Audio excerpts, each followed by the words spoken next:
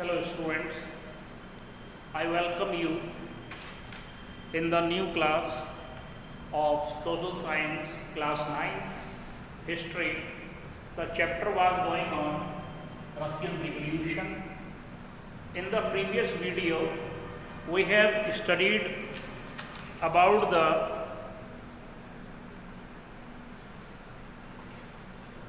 Russian Empire,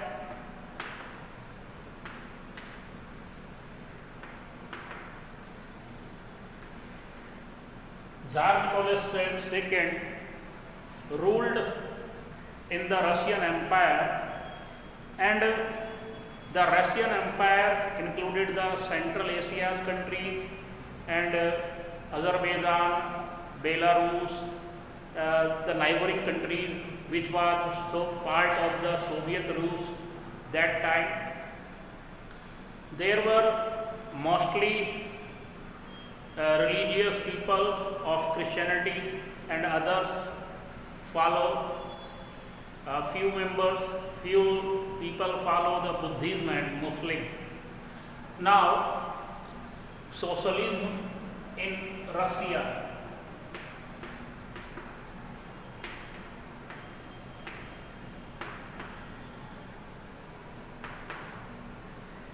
Socialism in Russia. What means socialism? Socialism means the wealth of the country, cultivated land and the industry. The industry ownership should be control of the government, and the land should be distributed equally among the peasant. This ideology is called the socialism, and those people followed this policy are called socialist. तो रसिया में जो socialism था, Karl Marx की जो ideology थी, Karl Marx ने जो book लिखी थी दास कैपिटल, उसके बाद जो रसिया में जो लोग थे वो सोशलिज्म की से प्रभावित हुए थे, और 1914 से पहले रसिया में दो पॉलिटिकल पार्टीज थी, वो बैन थी, इलीगल थी। पॉलिटिकल पार्टी या तो बनती नहीं थी, और बनती थी तो वो इंडिपेंडेंट तरीके से वर्क नहीं कर सकती थी। तो इन 1898 रसिया में 1898 में Russian social democratic workers party बनी। Russian social democratic worker party.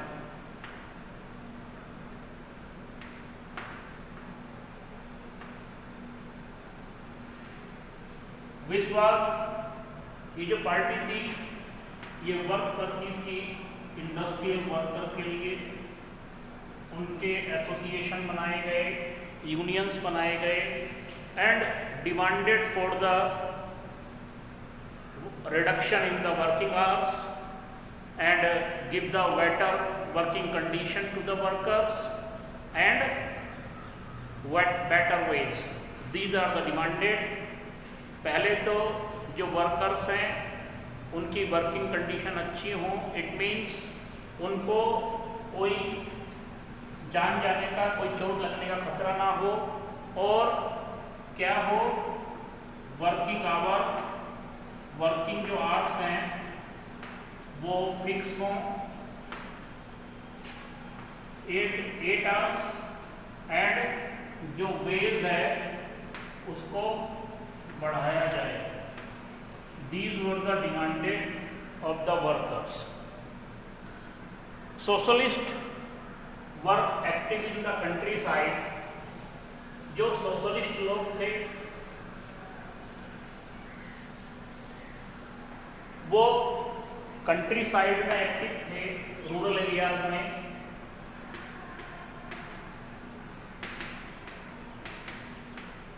ये लोग काम कर रहे थे पीजेंट के लिए, पीजेंट को के लिए यूनियन, उनको उनकी मांगे उठाना, उनके लिए यूनियन बनाना। जो पीजेंट्स हैं, पीजेंट्स में small farmer, those have the small cultivated land and the workers working in the landlord farms, those are called the peasant. तो ये जो सोशलिस्ट थे ये कंट्री साइड में काम कर रहे थे, गांव देहात में, क्योंकि उस टाइम रसिया में सिटी ज़्यादा डेवलप नहीं हुए थे। मेनली जो इंडस्ट्री लगी थी, इंडस्ट्री लगने के बाद सेंट पीटर्सबर्ग और मॉस्को जैसे सिटी डेवलप हो पाए थे। तो मेनली जो पॉपुलेशन थी रसिया की वो गांव में ही रहती थी। तो जो सोशलिस्ट थे वो कंट्री साइड में जाकर के काम कर रहे थे। 19वीं सेंचुरी में इन्होंने एक पार्टी बनाई, सोशलिस्ट रिवॉल्यूशनरी पार्टी।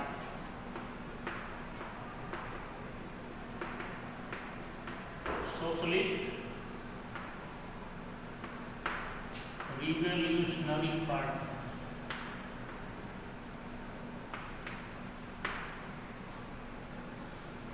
ये पार्टी इन्होंने बनाई, सोशलिस्ट रिवॉल्यूशनरी पार्टी, इन 1900। कब बनाई? 1900 में। जो सोशलिस्ट थे, समाजवादी लोग थे, वो गांव में देहात में जाकर के काम कर रहे थे, पीजेंट को इकट्ठा करने का, उनका यूनियन बनाने का काम कर रहे थे, उनको जागरूक कर रहे थे। और 1900 में इन्होंने एक पॉलिटिकल पार्टी बनाई, political party socialist revolutionary party. ये जो पार्टी थी इसने स्ट्रगल किया, संघर्ष किया किसानों के लिए। और जो इनका लीडर था Vladimir Lenin, Vladimir Lenin, Vladimir Lenin को लगता था, Vladimir Lenin was the leader of the socialist revolutionary party. और व्लादिमीर लेनिन का ये मानना था कि किसानों के लिए संघर्ष करने की ज़रूरत है, क्योंकि यहाँ पर इंडस्ट्री में तो वर्कर्स इफेक्टेड थे, उनके लिए काम किया गया। और गांव देहात में जो पीजेंट्स थे, छोटे किसान थे, उनके लिए आवाज़ उठाई गई, उनके लिए एसोसिएशन बनाई गई। तो ये पार्टी क्यों बनाई? क्योंकि व्लादिमीर लेनिन को ये लगा कि जो पीजेंट्स हैं वो यूनाइट नहीं हैं, उनको यूनाइट किया जाए। उनमें से जो पीजेंट्स थे या तो बहुत ज़्यादा गरीब थे, कुछ जो पीजेंट थे वो कैपिटलिस्ट भी थे, पूंजीपति भी थे जिनके बड़े फार्म थे, और कुछ जो है एम्प्लॉयड वर्कर्स, उनमें से कुछ वर्कर्स को एम्प्लॉयड भी करते थे, अपने यहाँ काम पे भी रखते थे। उसके बाद ये जो सोशलिस्ट रिवॉल्यूशनरी पार्टी थी divided into two group. Socialist revolutionary party was divided into two groups. Number one, Bolshevik, and number two, Menshevik. Bolshevik and Menshevik, ये जो सोशलिस्ट रिवॉल्यूशनरी पार्टी थी वो दो ग्रुप में बट गई। जो बोल्शेविक के लीडर थे वो लेनिन थे, जो मैंने अभी बताए थे। बोल्शेविक ग्रुप के जो लीडर थे वो लेनिन थे, और उनका ये मानना था, लेनिन का ये मानना था कि जो पार्टी के अंदर हैं, बोल्शेविक लेनिन का ये मानना था कि पार्टी में जो हैं वो सारे लोगों को मेंबरशिप ना दी जाए। जो लोग डिसिप्लिन्ड हैं और जो मेंबर हैं, नंबर ऑफ सारे लोगों को शामिल ना किया जाए, उसमें क्या किया जाए, जो डिसिप्लिन लोग हैं उन्हीं को शामिल किया जाए बोल्शेविक पार्टी में। क्यों? क्योंकि उनका ये मानना था कि जो जारिस्ट रूल था, यानी कि जार का जो शासन था, राजा का जो शासन था, उसमें संघर्ष करना हर किसी के बस की बात नहीं थी। उसमें बहुत ज़्यादा डिसिप्लिन लोगों की ज़रूरत थी, तो वो हर किसी को एंट्री ना दी जाए, हर किसी को पार्टी में शामिल ना किया जाए, ये व्लादिमीर लेनिन का मानना था। दूसरी तरफ जो मेंशेविक थे, जो मेंशेविक आइडियोलॉजी, मेंशेविक ग्रुप के लोग थे, उनका ये मानना था कि मेंबरशिप सबको दी जाए, सबको मेंबर बनाया जाए जो चाहते हैं, जैसे कि जर्मनी में हुआ था। जैसे जर्मनी में हुआ था कि सारे लोगों को मेंबरशिप दी गई थी जो लोग भी चाहते थे। ठीक है, तो यहाँ पर दो ग्रुप में डिवाइड हुए, बोल्शेविक एंड मेंशेविक। बोल्शेविक जो थे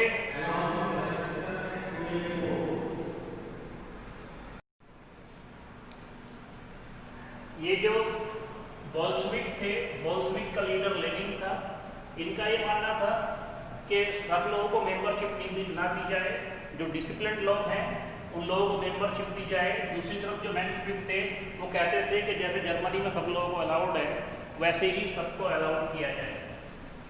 now 1905 revolution.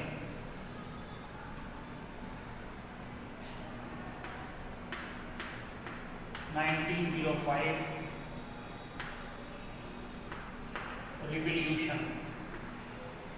As you know, in the Russia, the Tsar ruled in the country. Jar का शासन था और यहाँ पे ऑटोक्रेसी थी। ऑटोक्रेसी मीन्स निरंकुश शासन।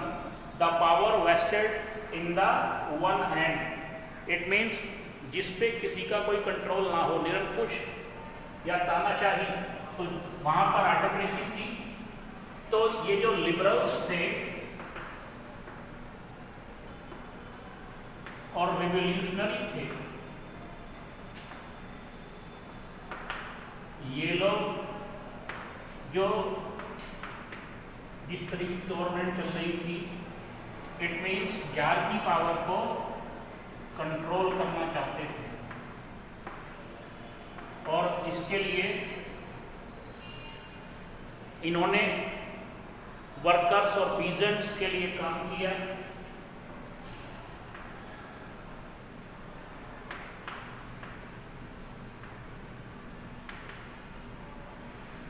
वर्कर्स एंड पीजेंट्स के लिए काम किया और इस रिवॉल्यूशन में 1905 में इस क्या डिमांड की गई, कॉन्स्टिट्यूएंट असेंबली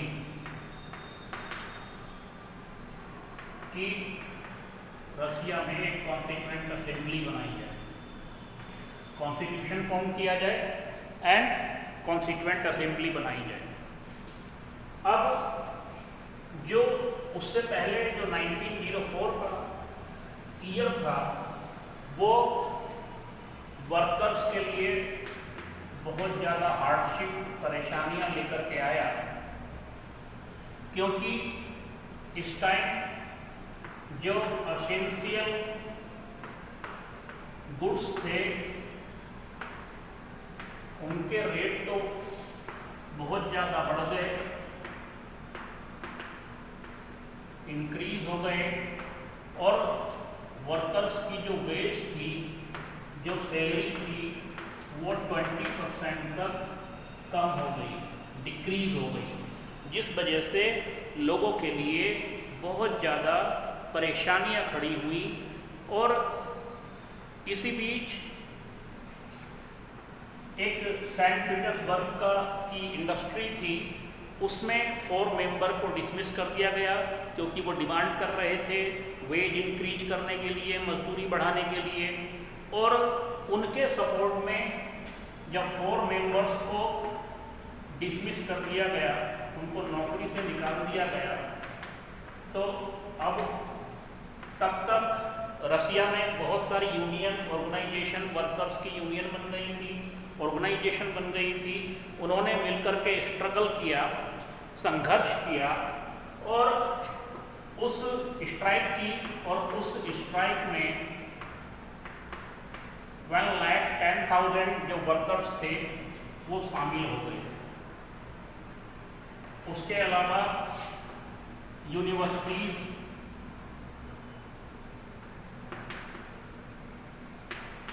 बंद कर दी गई, वो लॉकडाउन हो गया, उनमें ताला लग गया।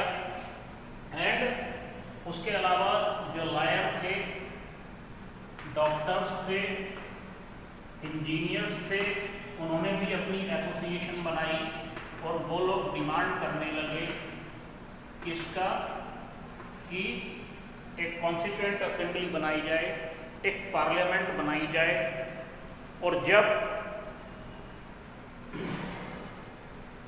वर्कर्स विंटर पैलेस की तरफ बढ़ रहे थे, उस स्ट्राइक में जो जन आंदोलन बन चुका था, बहुत सारे लोग उसमें पार्टिसिपेट कर रहे थे, तो विंटर पैलेस, ये विंटर पैलेस क्या है कि उस टाइम जो जार था, राजा था, वो तो बहुत अच्छी जिंदगी गुजारता था, लग्जरियस लाइफ जीता था, तो उनके विंटर पैलेस अलग हुआ करते थे महल, और समर पैलेस अलग हुआ करते थे। तो विंटर पैलेस पे जब ये वर्कर्स चढ़ाई करने के लिए जा रहे थे तो वहाँ पे जा रहे थे प्रदर्शन करने के लिए, तो पुलिस ने उनको रोका और उन पे फायर किया गया। उस फायर में 100 वर्कर्स मारे गए, ओवर 300 घायल हो गए। ये जो घटना थी ये रशियन हिस्ट्री में ब्लडी संडे के नाम से जानी जाती है, खूनी रविवार।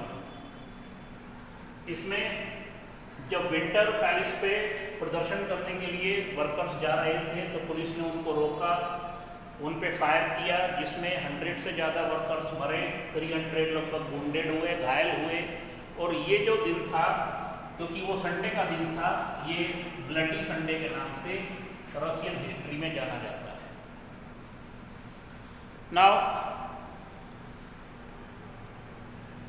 जब 1905 का रेवोल्यूशन आगे बढ़ा और सारे लोग इसमें शामिल हो गए, कॉमन पीपल पार्टिसिपेट करने लगे, तो जार थोड़ा प्रेशर में आया और उसने एक ड्यूमा या पार्लियामेंट बनाने की परमिशन दी थी। पार्लियामेंट, रसिया में पार्लियामेंट को ड्यूमा कहते हैं। तो 1905 के रिवॉल्यूशन के बाद जार ने पहली बार परमिशन दी, रसिया में पहली बार पार्लियामेंट बनी जिसका नाम था ड्यूमा। क्लियर? एंड इसमें लेकिन अब जार जो था, क्योंकि उसकी पावर को कोई चैलेंज ना कर सके, उसने क्या किया, उस ड्यूमा को डिसमिस कर दिया, क्योंकि पावर अभी भी जार के पास थी। पावर को कंट्रोल करने की कोशिश की जा रही थी कि जार की पावर को कोई कंट्रोल करे, कोई रेस्ट्रिक्शन लगाया जाए, ये बात उसको मंजूर नहीं थी। तो जार ने क्या किया, फर्स्ट ड्यूमा को 75 डेज के अंदर ही डिसमिस कर दिया। उसके नेक्स्ट 3 मंथ्स में के अंदर दूसरी ड्यूमा बनाई, और जब थर्ड ड्यूमा बनाई तो थर्ड ड्यूमा में उसने क्या किया, उसने वोटिंग राइट को चेंज कर दिया, वोटिंग रूल्स चेंज कर दिए, और उसमें कंजर्वेटिव को ले गए। अब कंजर्वेटिव कौन थे? रूढ़िवादी लोग, जो पुरानी परंपराओं का समर्थन करते थे, जो शासन में चेंज लाने के पक्षधर नहीं थे। इट मीन्स जो कंजर्वेटिव थे वो जार के समर्थक थे, जार के सपोर्टर थे। इसलिए जार ने ड्यूमा में इन कंजर्वेटिव को ले आए, और जो लिबरल थे और लिबरेशनरी थे उनको ड्यूमा में नहीं आने दिया। क्यों? क्योंकि लिबरल और रिवॉल्यूशनरी मिशनरी अगर वहाँ तक पहुँचते तो वो जार की नीतियों का विरोध करते और ये बात उसको मंजूर नहीं थी। Now the remaining part of this chapter in the next video. Thank you.